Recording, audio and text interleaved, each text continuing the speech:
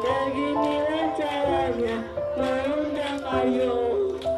Lihat, lihat, hadapi ganggu, ganggu itu biasa. Brahmi gambar apa? Mereka bilang apa sekarang? Banyak sepasang orang tua di luar sana yang menginginkan keturunannya terlahir sehat dan walafiat.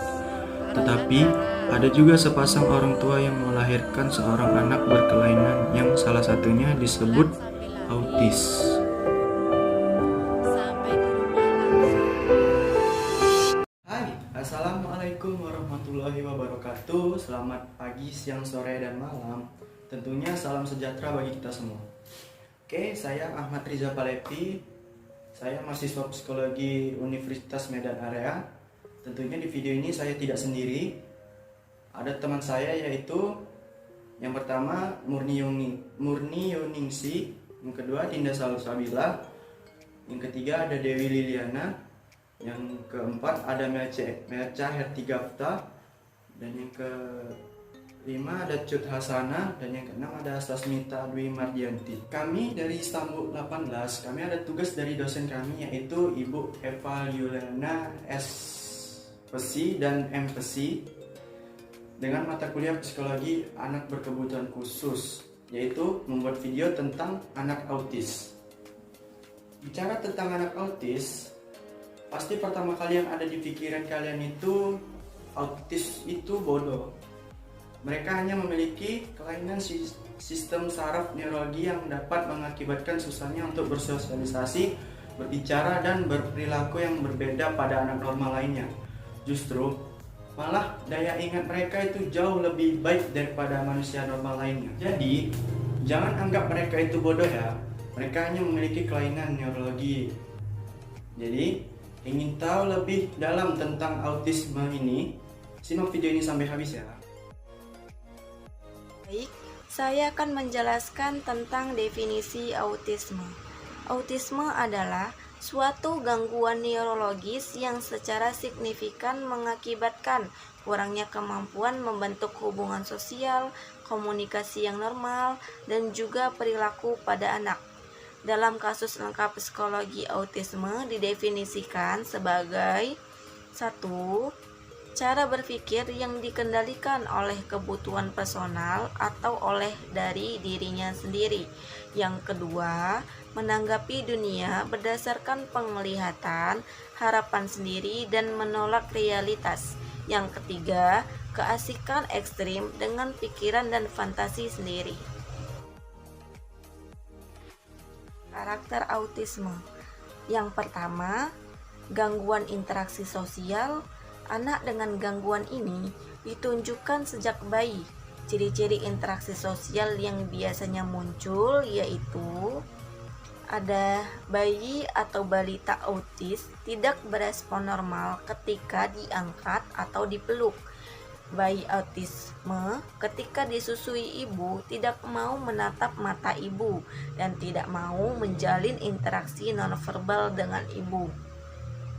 Anak autisme tidak menunjukkan perbedaan respon ketika berhadapan dengan orang tua, saudara kandung, guru, dan orang asing. Enggan berinteraksi secara aktif dengan orang lain. Ia tidak berminat pada orang, melainkan asik sendiri dengan benda-benda dan lebih senang menyendiri. Tidak tersenyum pada situasi sosial, tetapi tersenyum atau tertawa ketika tidak ada sesuatu yang lucu. Tatapan mata berbeda, terkadang menghindari kontak mata atau melihat sesuatu dari sudut matanya. Tidak bermain seperti selayaknya anak normal. Nah, ini karakter autisme. Lanjut yang kedua, gangguan komunikasi. Anak yang memiliki keterbatasan kemampuan berkomunikasi yaitu mempunyai ciri sebagai berikut. Yang pertama, tidak memiliki perhatian untuk berkomunikasi atau tidak ingin berkomunikasi untuk tujuan sosial. Bahkan 50% berpikir untuk mute atau tidak menggunakan bahasa sama sekali. Yang kedua, sering tidak memahami ucapan yang ditujukan kepada mereka. 3. Sulit memahami. Satu kata mungkin memiliki banyak arti. Yang terakhir, tidak menunjuk atau memakai gerakan tubuh untuk menyampaikan keinginannya, melainkan mengambil tangan orang tuanya untuk mengambil objek yang mereka inginkan. Yang ketiga, gangguan perilaku. Perilaku anak dengan ASD juga memiliki gangguan, yaitu dalam bentuk repetitif atau pengulangan. Misalnya, tingkah laku motorik ritual seperti berputar-putar dengan cepat, atau twirling, memutar-mutar objek, mengepal-empalkan tangan, atau flapping, bergerak maju mundur atau kiri kanan, atau fogging. Yang kedua, asing sendiri atau reokopasi dengan objek dan memiliki rentang minat yang terbatas. Misalnya, berjam-jam bermain dengan satu objek saja. Saling memaksa orang tua untuk mengulang satu kata atau potongan kata. Tidak suka dengan perubahan yang ada di lingkungan atau perubahan rutinitas, seperti tidak mau melakukan jalan yang tidak bisa dilaluinya, atau tidak mau memakai baju baru, dan tidak mau makan makanan yang tidak dia sukai. Klasifikasi autisme. Nah, menurut Cohen dan Walton pada tahun 1994, autism dapat diklasifikasikan menjadi beberapa bagian berdasarkan gejalanya. Nah, klasifikasi ini dapat diberikan melalui Childhood Autism Rating Scale. Nah, skala ini menilai derajat kemampuan anak untuk berinteraksi dengan orang lain, memberi respon emosi, penggunaan tubuh dan objek, adaptasi, dan respon visual. Nah, skala ini juga menilai derajat kemampuan anak dalam perilaku takut atau gelisah saat melakukan komunikasi secara verbal ataupun nonverbal. Nah, pengklasifikasiannya adalah sebagai berikut. Yang pertama, autis ringan. Pada kondisi ini, anak autis masih menunjukkan adanya kontak mata walaupun tidak berlangsung lama. Anak autis dapat memberikan respon ketika namanya dipanggil, misalnya memberikan ekspresi-ekspresi muka, terjadinya percakapan dua arah meskipun hanya sesekali. Nah, tindakan-tindakan yang dilakukan masih bisa dikendalikan dan dikontrol dengan mudah, karena biasanya perilaku ini dilakukan masih sesekali saja. Yang kedua, autis sedang. Pada kondisi ini, anak autis masih menunjukkan sedikit kontak mata, namun tidak memberikan respon ketika namanya dipanggil. Tindakan agresif atau hiperaktif, menyakiti diri sendiri, acuh, dan gangguan motorik yang stereotip. Nah, gangguan motorik yang stereotip ini adalah seperti menggerak-gerakan atau menggoyang-goyangkan tangan atau menggoyang-goyangkan badan, seperti itu. Nah, jadi gerakan motorik yang stereotip ini cenderung agak sulit untuk dikendalikan, tapi masih dapat dikendalikan.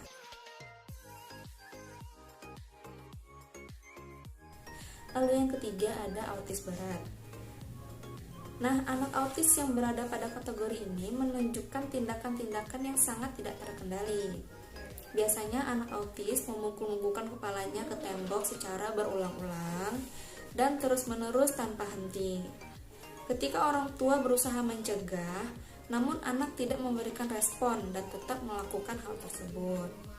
Bahkan dalam kondisi berada di pelukan orang tuanya, anak autis tetap memukul-mukulkan kepalanya.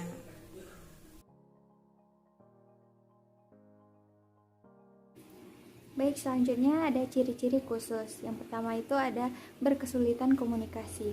Masalah komunikasi yang kerap dialami anak penderita autisme antara lain sulit berbicara, menulis, membaca, dan memahami bahasa isyarat seperti menunjuk atau melambai. Hal ini kemudian membuatnya sulit untuk memulai percakapan dan memahami maksudnya. Selanjutnya yang kedua ada gangguan dalam berhubungan sosial. Salah satu ciri-ciri anak autisme adalah sulit bersosialisasi. Anak autisme sering sekali terlihat asik dengan dunianya sendiri, sehingga sulit terhubung dengan orang-orang di sekitarnya. Terkadang, anak dengan autisme juga terlihat kurang responsif atau sensitif terhadap perasaannya sendiri ataupun perasaan orang lain. Oke, selanjutnya yang ketiga adalah gangguan perilaku. Jadi ada beberapa perilaku khas yang ditunjukkan oleh anak autis, yaitu seperti marah, menangis, atau bahkan tertawa tanpa alasan yang jelas. Kemudian, anak autis hanya menyukai atau mengonsumsi makanan tertentu, melakukan tindakan atau gerakan tertentu yang dilakukan secara berulang-ulang seperti mengayun-ayunkan tangannya atau memutar-mutarkan badannya.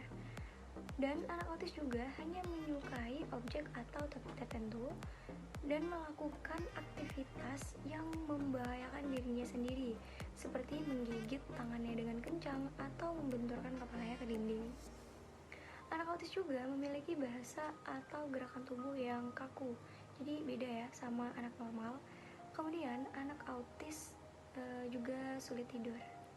Oke, selanjutnya kita akan bahas perkembangan bahasa dan komunikasi pada anak autisme. Jadi, pada anak autis, tentu saja dalam pemerolehan bahasa, dia lebih lambat dibanding dengan anak normal pada umumnya.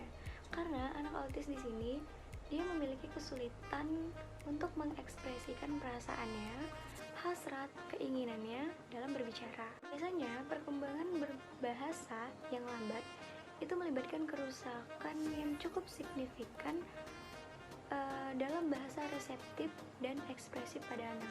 Jadi, kemampuan bahasa dan komunikasi pada anak autis itu mempunyai masalah atau gangguan dalam komunikasi seperti perkembangan bahasa yang sulit atau lambat atau bahkan sama sekali tidak ada, sulit berbicara, dan menggunakan kata-kata yang tidak sesuai artinya, mengeluarkan gumaman atau kata-kata yang tidak bermakna, suka membeo, dan mengulang-ulang. Jadi mereka tuh nggak menunjukkan atau memaknai gerakan tubuhnya, tetapi menarik tangan orang tuanya untuk dipergunakan mengambil objek yang dia maksud. Nah, oleh karena itu, gak heran jika sebagian besar anak autis mengalami kesulitan dalam menggunakan bahasa dan berbicara, sehingga sulit melakukan komunikasi dengan orang-orang di sekitarnya. Dan ketika anak autis berbicara, anak autis belum tentu memiliki pemahaman bahasa yang baik serta dapat berkomunikasi dengan benar, karena pada umumnya mereka berbicara dengan cara rote learning atau menghafal tanpa tahu maknanya. Jadi, kemampuan melakukan komunikasi verbal bagi anak autis sangatlah penting, karena tanpa kemampuan tersebut, anak akan mudah frustasi sehingga menunjukkan perilaku. Perkembangan emosi dan sosial. Perkembangan emosi anak berkebutuhan khusus biasanya mengalami deprivasi emosi, di mana kurangnya memperoleh kesempatan untuk mendapatkan pengalaman emosional yang menyenangkan, khususnya kasih sayang, kegembiraan, kesenangan, dan rasa ingin tahu. Anak autis biasanya mengalami gangguan pada perasaan dan emosi, terlihat pada perilakunya yaitu tertawa sendiri, menangis, marah tanpa sebab, ngamuk tidak terkendali, atau temper tantrum, terutama bila tidak mendapatkan apa yang dia inginkan, akan agresif dan rusak. Bagi anak autis, masalah sosialisasi ini perlu mendapatkan perhatian yang serius untuk mencegahnya kesulitan dalam penyesuaian sosial.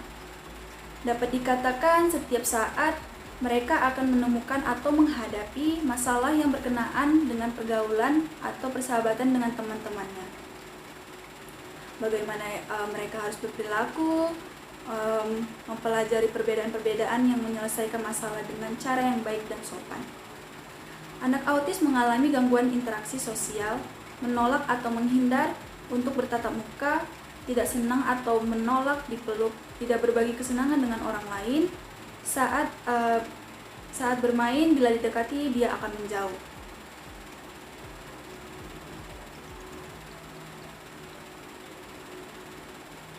Baiklah, selanjutnya perkembangan kepribadian pada anak autis. Seorang anak yang mengidap autism biasanya tidak peduli dengan lingkungan sekitar dan tidak bereaksi bereaksi dengan normal dalam pergaulan sosialnya, termasuk mengalami kesulitan perkembangan bicara dan bahasa. Pada anak autis, dasar kepribadian yang lebih condong adalah ID. Hal ini dikarenakan mereka lebih sering melakukan tindakan-tindakan biologis yang berbuat sesuatu tanpa sepenuhnya disadari. Namun ketika menyukai sesuatu, ia akan teguh untuk mempertahankannya. Terima kasih, akan saya lanjutkan kepada moderator. Oke, terima kasih kepada kawan-kawan yang sudah menjelaskan lebih dalam lagi tentang autis. Jadi, kesimpulan dari autisme ini adalah suatu gangguan neurologi yang secara signifikan yang mengakibatkan kurangnya kemampuan membentuk hubungan sosial, kemampuan berkomunikasi, dan juga berperilaku yang berbeda pada anak normal lainnya. Penyebab terjadinya autis secara umum adalah faktor genetik, yang dimana autisme ini terjadi sejak lahir. Gangguan pada sistem saraf, ketidakseimbangan kimiawi, dan kemungkinan lainnya. Perkembangan mental anak autisme mungkin mengalami keterlambatan. Anak autis memiliki perilaku yang kurang baik, memiliki konsentrasi yang buruk, dan mudah terganggu. Kemampuan anak autisme memiliki keterbatasan serta kurang mampu dalam memecahkan masalah. Nah, itulah kesimpulan dari materi autis kami. Para orang tua yang dianugerahi anak berkelainan, bukan hanya autis saja, tetapi juga kelainan yang lain. Membesarkan anak yang berkelainan bukanlah hal yang mudah. Ini memiliki kesulitan yang tingkat dewa untuk membesarkannya. Tetapi jika ikhlas dan bersabar untuk membesarkannya, membimbingnya dengan penuh dengan kasih sayang, siapa tahu anak yang berkelainan tersebut dapat membanggakan kedua orang tuanya atau bahkan lebih sukses lagi. Seperti Satoshi Tajiri, dia adalah seorang tokoh anime Pokemon yang dimana ia menyandang autisme. Atau dari Indonesia sendiri, Michelle Anthony merupakan pianis muda dari Indonesia yang mendunia, mampu menunjukkan keahliannya dalam bermain piano dan mendapatkan berbagai penghargaan, meskipun ia seorang tunanetra dan mengidap autis.